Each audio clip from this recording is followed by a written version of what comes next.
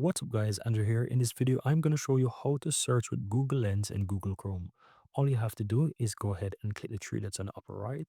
Here in the list, you'll find an option that says search with Google Lens. And so you can click on that. So what I'm going to do, I'm going to just simple type in, let's say, cars, right? And let's search for cars.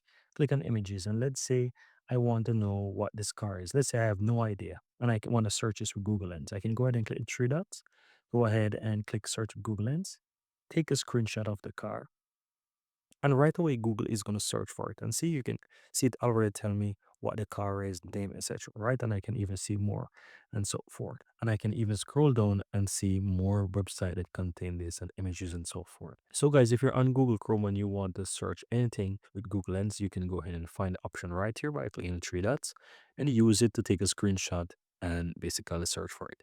And that's it. Very easy and very simple.